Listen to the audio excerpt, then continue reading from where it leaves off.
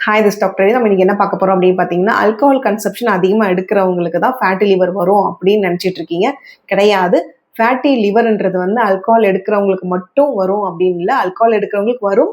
அதே சமயம் ஆல்கஹால் எடுக்காதவங்களுக்குமே வந்து இந்த ஃபேட்டி லிவர் வரும். பிகாஸ் ஃபேட்டி லிவர்ன்றது நம்ம லிவரை சுற்றி வந்து கொழுப்பு தங்குறது தான்.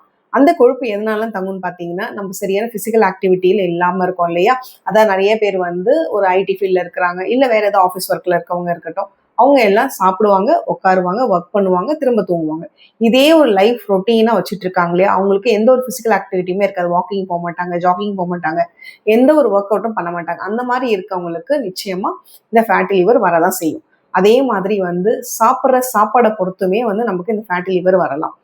ஜங்க் ஃபுட்டு, இல்லை ஃபாஸ்ட் ஃபுட் ஐட்டம்ஸ் நிறைய எடுக்கிறவங்க, இல்லை வெளியில் அதிகமாக ஹோட்டல் ஃபுட் எடுக்கிறவங்க, ஓவர் வெயிட்டாக இருக்காங்களே இவங்க எல்லாருக்குமே வந்து இந்த ஃபேட்டி லிவர் வரலாம். அதனால முடிஞ்ச வரைக்கும் வந்து உடம்ப வந்து ஓவர் வெயிட் ஒபிசிட்டியாக இல்லாமல் ப்ராப்பரான வெயிட்டில் இருங்க. வீட்டில் முடிஞ்ச வரைக்கும் சாப்பிடுங்க. வெளியில் ஹோட்டல் ஃபுட்டை வந்து அக்கேஷ்னலாக எடுக்கிற மாதிரி பாருங்கள். ரெகுலராக ரிப்பீட் பண்ணாதீங்க.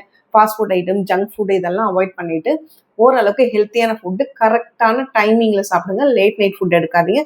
முடிஞ்சால் நீங்கள் ஒர்க் அவுட்டை வந்து ஸ்டார்ட் பண்ணிவிடுங்க. ஃபிசிக்கல் ஆக்டிவிட்டி ரொம்ப கட்டாயம் உங்களுக்கு இருக்கணும். இல்லைன்னா இந்த மாதிரி ஃபேட்டி லிவர் வந்து நிறைய வரதுக்கு வாய்ப்பு இருக்குது. தேங்க்யூ.